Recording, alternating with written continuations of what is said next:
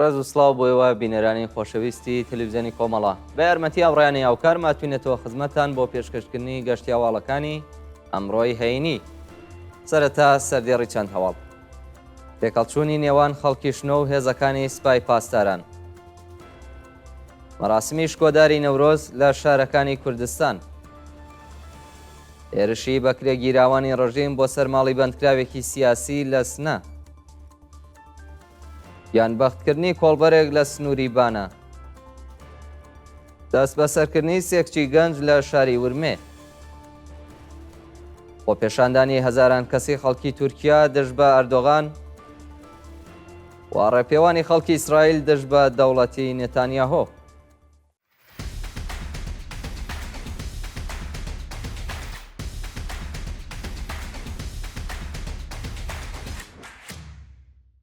تێکەڵچوونی نێوان خەڵکی شنۆ و هێزەکانی سوپای پاسداران.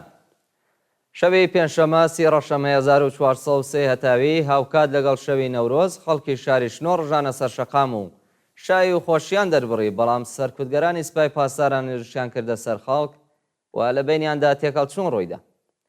بە وتەی سەرچاوەکانی هەواڵ سەرکوتگەرانی سوپای پاسداران کاتێک نەیانتوانیوە بڵاوە بە خەڵک بکەن تەقەی ئاسمانیان بەسەر خەڵکدا کردووە. خەڵکی تووڕەی شاری شنۆش بەرپرچی هێرشبەرانیان داوەتەوە و تا درنگانی شەو تێکەڵچوون درێژەی هەبووە. بە دوای هەڵاتنی هێزەکانی سوپای پاسداران خەڵکی شۆڕژگێڕی شاری شنۆ درێژەیان بە ڕێوڕەسمەکانیان داوە و لەگەڵ سەما و خۆشی دژ بە کۆماری ئیسلامی دروشمیان بەرز کردوێتەوە. مەراسمی شکۆداری نەورۆز لە شارەکانی کوردستان.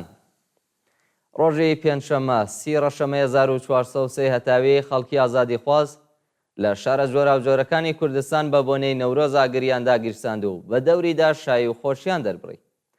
وێڕای هەڕەشە و گوشارەکانی کۆماری ئیسلامی خەڵکی شۆڕژگێڕی کوردستان لە شارەکانی سنە، شنۆ، سەردەشت، داڵاهۆ، کرێند، بۆکان، مەریوان، مەهاباد، سەقز، دیواندەرە و چەندین شاری دیکە ئاگری سەرکەوتنیان داگیرساندووە و بە جلو بەرگی ڕەنگا و ڕەنگەوە سەمایان کردووە. لە گوندەکانی ئەوەی هەنگ دادانەی کەمانگەر و مەرەبزان ژنان و پیاوانی ئازادی خواز ئاڵای سووریان بەدەستەوە گرتووە و لە زەڕینە و ئاوایی قەرەگوێز و یاڵەخچی بۆکان گەنجانی یەکسانی خواز بە دەوری ئاگری سەرکەوتندا ئاڵای سووریان بەرز کردوێتەوە و سەمایان کردووە. هەروەها لە فەرەکەی ساعەتی مەهاباد خەڵکی ئازادی خواز تا درنگانی شەو لەسەر شەقام بوون و ئاهەنگیان گێڕاوە و لە داڵاهۆ و کرێندی کرماشان خەڵکی ئازادی خواز وڵامی سەرکوتگەرانی ڕژیمیان نەداوەتەوە و ڕێوڕەسمێکی شکۆداریان بە بۆنەی نەورۆزەوە بەڕێوە بردووە. لە شاری بانەش لە چەندین شوێنی جیاوازدا مەراسمی نەورۆز گیراوە. هەروەها وەرزشوانانی ئەو شارە لە یەکێک لە ساڵۆنە وەرزشیەکان کۆبوونەتەوە و وێڕای ڕێزگرتن لە یادی 6 شاخەوانی گیانبەختکردووی ئەو شارە بە پێشکەشکردنی شاخە گۆڵ ڕێزیان لە ناودارانی وەرزشی ئەو شارە گرت. کۆبوونەوەی بنەماڵە دادخوازەکانی کوردستان و ئێران لەسەر مەزاری گیانبەختکردووان. ڕۆژی پێنجشەممە 30 ڕەشەمە 1403 هەتاوی بنەماڵە دادخوازەکانی کوردستان و ئێران بە بۆنەی هاتنی نەورۆز و ساڵی تازە لەسەر مەزاری ڕۆڵەکانیان کۆبوونەوە و ڕێزیان لە بیرەوەریەکانیان گرت. بە پێ راپۆرتەکان بنەماڵە دادخوازەکانی سەقز لە گۆڕستانی ئایچی کۆبوونەتەوە و دایکانی دادخوازی بۆکان مەزاری ئازیزانیانیان گۆڵباران کردووە لە شاری سنە. بنەماڵە دادخوازەکانی ئەو شارە هاوڕێ لەگەڵ چالاکانی مەدەنی سەردانی مەزاری گیانبەختکردوانی شۆڕشی ژینایان کردووە و ڕێزیان لە یاد و بیرەوەریەکانیان گرتووە. بە هەمان شێوە لە شارەکانی دیواندەرە، خوڕوا، کرماشان، دێولان، پیرانشار، سەردەشت و شنۆش خەڵکی ئازادی خواست هاوڕێ لەگەڵ دایکانی دادخواز مەزاری گیانبەختکردوانیان خاوێن کردوێتەوە و لە شارەکانی دیکە ئێرانیش دادخوازان مەراسمی نەورۆزیان لەسەر مەزاری ئازیزانیان بەڕێوە بردووە. هێرشی بەکرێ گیراوانی ڕژیم بۆ سەرماڵی بەندکراوێکی سیاسی لە شاری سنە. ڕۆژی پێنجشەممە کۆمەڵێک بەکرێ گیراوی ڕژیم لە شاری سنە بە قەمە هێرشیان کردوێتە سەرماڵی محەممەد جەعفەر محەممەدی و کاتێک ئەندامانی و بنەماڵە پەیوەندیان بە پۆلیسەوە گرتووە هیچ وەڵامێکیان وەرنەگرت. ئیبراهیم محەممەدی کوڕی محەممەد جەعفەر محەممەدی لە بەندیخانەی سنە زیندانی کراوە و ماوەیەک لەمەوبەر لە ناڕازایەتی بە سەپاندنی سزای نادات پەروەرانەی زیندان بەسەریدا و هەڵسوکەوتی وەحشیانەی مامورانی ڕژیم مانی لە خواردن گرتبوو. ڕۆژی پێنجشەممە ژمارەیەک بە کرێگیراوی ڕژیم بە چەقۆ و قەمە هێرشیان کردوێتە سەر ماڵی محەممەدی و پۆلیسی ئەو شارە بۆ پاراستنی ئەمنیەتیان هیچ هەنگاوێکی هەڵنەگرتووە.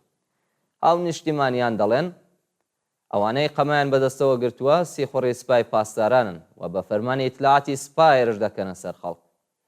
شانی باسە کە چوار ئەندامی بنەماڵەی محەممەدی بەندکراوی سیاسین کە هەرێستا سیروان محەممەدی لە مەرەخەسیدا. پەیامی بنەماڵەی ژینا ئەمینی بە بۆنەی هاتنی نەورۆز. ڕۆژی پێنجشەممە ئەمجەد ئەمینی و مژگان افتخاری دایکی هەمیشە زیندوو ژینا ئەمینی بە بۆنەی هاتنی نەورۆز پەیامێکیان بڵاو کردەوە و تایدا هیوای سەرکەوتن و دادپەروەریان خواست.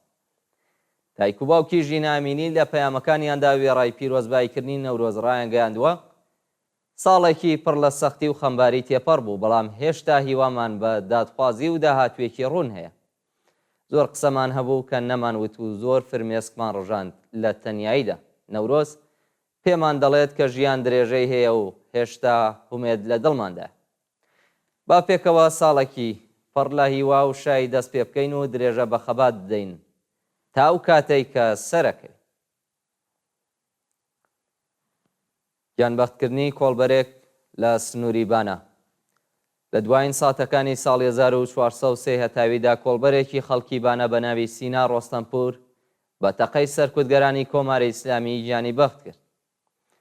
بە پێ راپۆرتی کۆڵبەر نیۆز ڕۆژی پێنجشەممە هێزە سەرکوتگەرەکانی ڕۆژیم لە سنووری سوورکیەوی بانە کۆمەڵە کۆڵبەریان داوەتە بەر دەستڕێژی گولە و لە ئەنجامی وێرشەدا کۆڵبەرێکی خێزاندار و باوکی منداڵێک بە ناوی سینا ڕۆستەمپور بەداخەوە گیانی بەخت کرد. دەست بە سەرکردنی سێ کچی گەنج لە شاری ورمێ.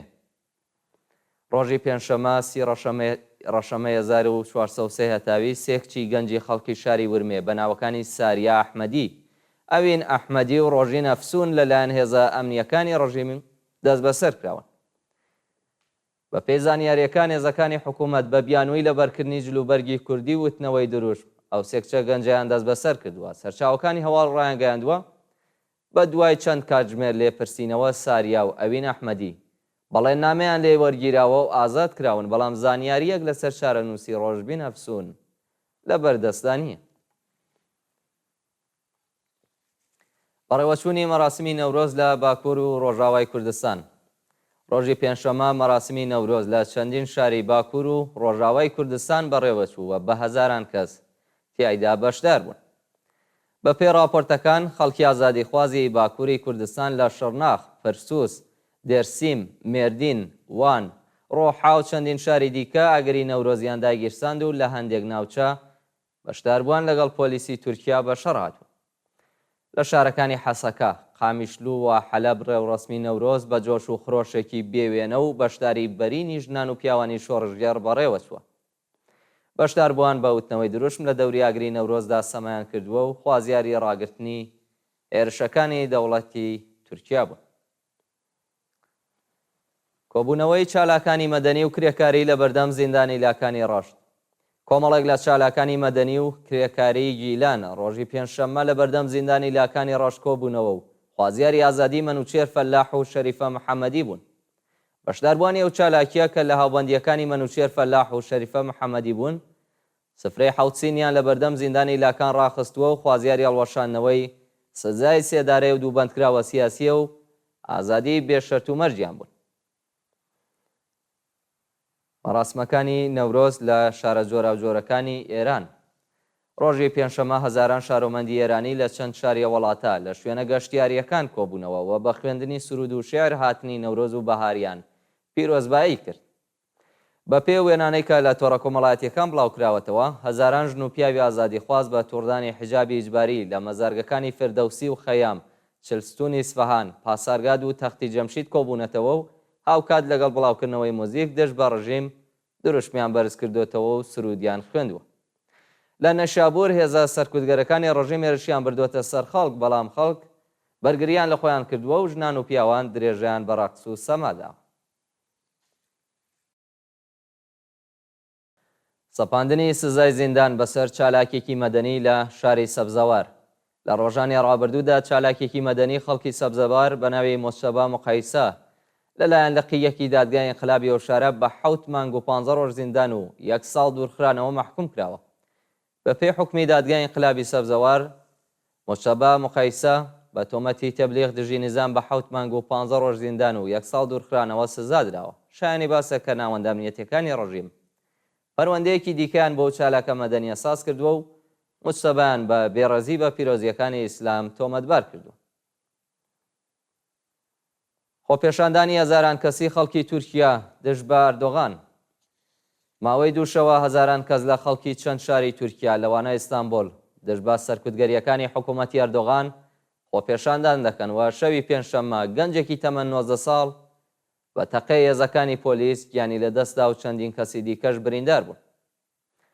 پاش دەست بەسەرکردنی ئەکرام ئیمامۆغڵو شارەداری ئیستانبول و بربژێری حیزبی کۆماری خوازانی گەل بۆ پۆستی سەرۆککۆماری و 100 کارمەندی شۆڕای ئەو شارە لەلایەن دەوڵەتی ئەردۆغان هەزاران شارۆمەندی تورکیا لە شارەکانی ئەنکارا، ئیستانبول، ترابۆزان، ئادانا، ئێزمیر و چەند شاری دیکە خۆپێشاندانیان کرد.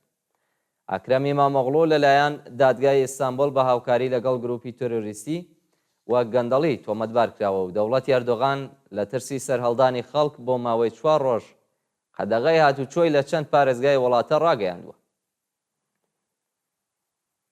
و ڕێپێوانی خەڵکی ئیسرائیل دژ بە دەوڵەتی نێتانیاهۆ دوایین هەواڵ. شەوی پێنجشەممە هەزاران شارۆمەندی ئیسرائیلی بۆ دووهەمین شەوی بەردەوام دژ بە سیاسەتەکانی نێتانیاهۆ ڕژانە سەر شەقام و لەگەڵ پۆلیسیە وڵاتە بە شەڕ هاتن. ڕۆژی ڕابردوو ئەرتەشی ئیسرائیل بۆ جارێکی دیکە هێرشی زەمینی و ئاسمانی بۆ سەرکەرتی غەزە دەست پێ کرد و لە ئەنجامی هێرشانەدا 27 فەلەستینی گیانیان لەدەستا کە زۆربەیان منداڵ بوون. هاوکات لەگەڵ هێرشەکان خەڵکی ئیسرائیل لە تێلاڤیڤ و حەیفا دژ بە سیاسەتەکانی نێتانیاهۆ ڕژانە سەر شەقام و بە وتنەوەی درۆژ بخوازیاری کۆتایی هێنان بە شەڕ، ئازادی هەموو دیلەکانی دەستی حەماس و دەست لە کارکێشانەوەی کابینەی ڕاستگەڕایی دەوڵەتی نێتانیاهۆ بوون. بینەرانی خۆشەویست، گەشتی هەواڵەکانی ئەمڕۆتان پێشکەش کرا. کات و ساتێکی خۆش بۆ هەموو لایەک.